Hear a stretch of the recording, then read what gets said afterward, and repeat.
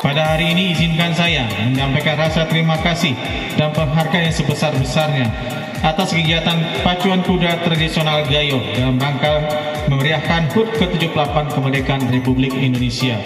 Semoga kegiatan ini dapat mempersatukan dan mempererat tali persaudaraan kita semua. Dengan mengucapkan Bismillahirrahmanirrahim, pacuan kuda tradisional Gayo dalam rangka memeriahkan HUT ke-78 kemerdekaan Republik Indonesia dengan resmi kami nyatakan dimulai.